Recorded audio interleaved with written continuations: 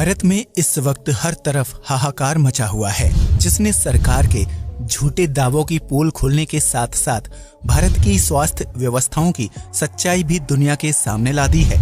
Oxygen की कमी की वजह से रोजाना कई लोगों की मौत हो रही है। वहीं पीड़ित के परिजन ऑक्सीजन सिलेंडर लेकर घंटों लाइन लगाकर चंद सांसें बटोरने की कोशिश में लगे हुए हैं। इस भयावह स्थिति को देखकर किसी का भी मन कांप जाए। लेकिन क्या आपने कभी सोचा है कि पेड़ों से मिलने वाली ऑक्सीजन और सिलेंडर में मौजूद ऑक्सीजन में क्या फर्क होता है? अगर आप भी इसी तरह के सवालों के जवाब जानना चाहते हैं तो आप बिल्कुल सही जगह पर आए हैं, क्योंकि आज हम जानेंगे कि क्या फर्क होता है पेड़ों और सिलेंडर से मिलने वाली ऑक्सीजन में, जिससे पल भर में बचाई जा सकती है मरीज की जान। ऑक्सीजन की जरूरत। हम सभी जानते हैं कि पृथ्वी का वातावरण कार्बन डाइऑक्साइड, ऑक्सीजन और विभिन्न गैसों से मिलकर तैयार हुआ है। ऑक्सीजन हमें पेड़ पौधों से प्राप्त होती है, जबकि कार्बन डाइऑक्साइड का निर्माण पृथ्वी की अंदरूनी गैसों से होता है।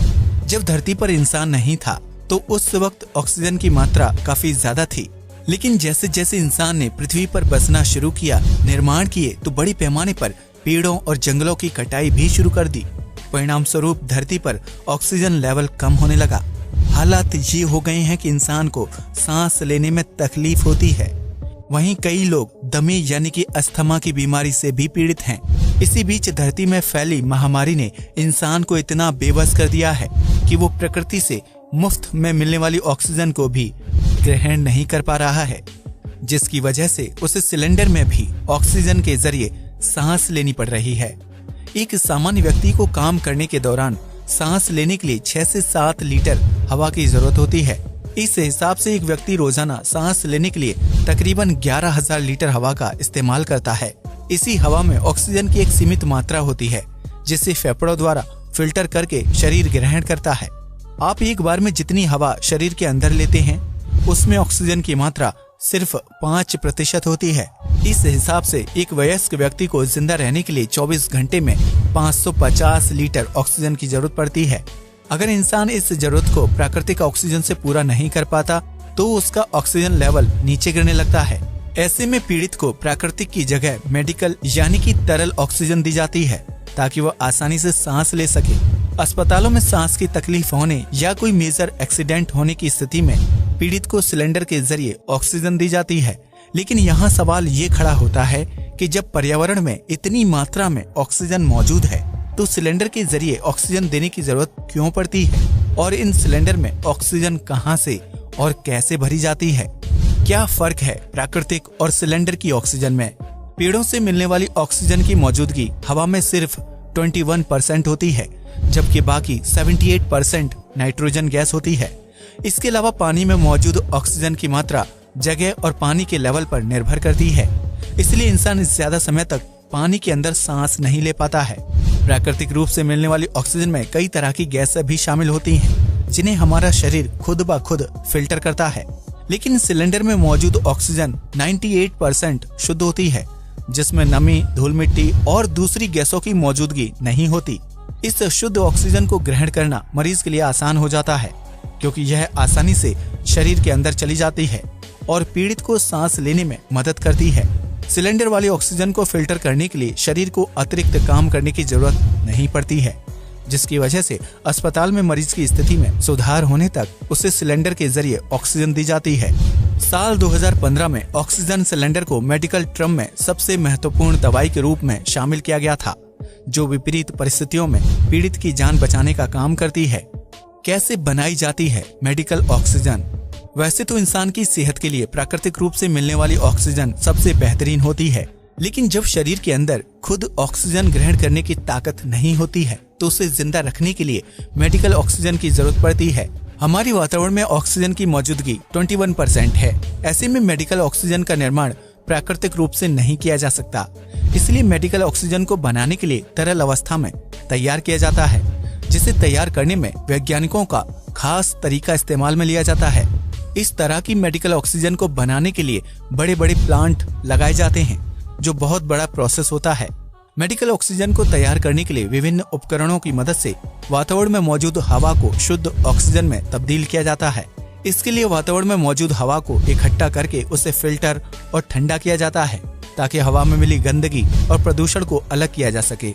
इसके बाद हवा में मौजूद ऑक्सीजन को nitrogen, carbon dioxide, xenon, neon, hydrogen और हीलियम से अलग कर दिया जाता है ताकि उसे इकट्ठा करके तरल ऑक्सीजन तैयार की जा सके। इसके बाद जमा ऑक्सीजन को बॉइलिंग पॉइंट पर उबाला जाता है, जिसके बाद वह तरल रूप में तब्दील होने लगती है। इसी तरह ऑक्सीजन को सिलेंडर में जमा कर लिया जाता है और अस्पतालों तक पहुंचाया जाता है। आधुनिक उपकरणों की मदद से हवा को तरल ऑक्सीजन में बदलने से उसकी शुद्धता 98% तक हो जाती है, जिसे मरीज आसानी से ग्रहण कर सकता है। अस्पतालों तक कैसे पहुंचाई जाती है ऑक्सीजन? मेडिकल ऑक्सीजन का निर्माण शहर के भीड़-भाड़ इलाके में नहीं किया जाता, क्योंकि वहां प्रदूषण और गंदगी का स्तर काफी ज्यादा होता है। ऐसे में मेडिकल ऑक्सीजन का निर्माण करने वाली कंपनियां अपना प्लांट शहर से बाहर किसी सुनसान जगह पर लगाती हैं, ताकि अच्छी गुणवत्ता वाली हवा को इकट्ठा किया जा सके। जब प्लांट्स में ऑक्सीजन बनकर तैयार हो जाती है तो उसे एक विशालकाय टैंकर में भर दिया जाता है। उस टैंकर का तापमान बहुत ही ठंडा होता है ताकि ऑक्सीजन तरल रूप में बनी रहे। इस टैंकर को डिस्ट्रीब्यूटर तक भेजा जाता है, जिससे टैंकर के अंदर मौजूद तरल ऑक्सीजन का प्रेशर कम करके उसे गैस के रूप में सिलेंडर्स में भरने का काम किया जाता है। फिर उन सिलेंडर्स को छोटे सप्लायर्स या फिर सीधा अस्पतालों तक पहुंचाया जाता है। वहीं कुछ बड़े अस्पतालों में आपातकालीन स्थिति में ऑक्सीजन की पूर्ति करने के लिए छोटे छोटे ऑक्सीजन जनरेटर प्लांट भी होते हैं, जिससे बेहद कम मात्रा में सीमित ऑक्सीजन का निर्माण किया जाता है। क्यों हो रहा है ऑक्सीजन के लिए हाहाकार? आज से लगभग 20 दिन पहले तक मेडिकल ऑक्सीजन की कमी की तरफ किसी का भी ध्यान नहीं गया था, लेकिन अचानक मीडिया में ऑक्सीजन की कमी से लोगों की मौत होने की खबरें सामने आने लगी। ऐसे में सवाल खड़ा होता है कि आखिर अचानक से भारत को ऑक्सीजन की किल्लत का सामना क्यों और कैसे करना पड़ा? दरअसल महामारी के दौर से पहले भारत में रोजाना 1000 से 1200 मीट्रिक टन तक मेडिकल ऑक्सीजन की खपत की जाती थी। ऐसे में इतनी जरूरत को आसानी से पूरा किया जा सकता था, लेकिन महामारी की दूसरी लहर की शुरुआत होते ही भारत में मेडिकल ऑक्सीजन की खपत 1200 मीट्रिक टन से लगभग 5000 मीट्रिक टन तक पहुंच गई। इस खपत को पूरा करने के लिए ऑक्सीजन प्लांट्स में ज्यादा ऑक्सीजन का निर्माण होने लगा, लेकिन स्थिति खराब होने में ज्यादा समय नहीं लगा और मेडिकल ऑक्सीजन की मांग और भी ज्यादा बढ़ गई।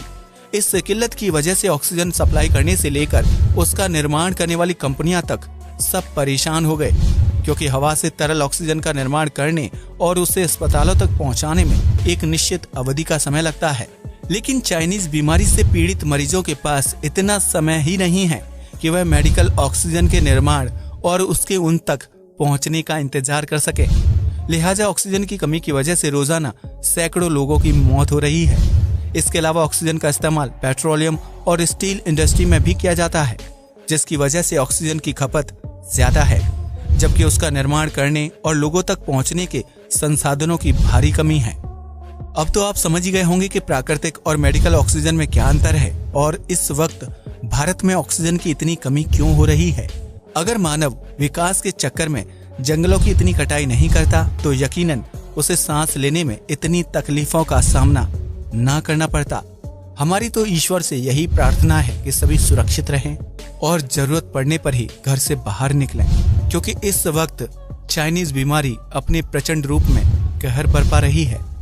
दोस्तों, आपको क्या लगता है कि इसमें सरकार की कितनी गलती है? हमें कमेंट करके जरूर बताएं।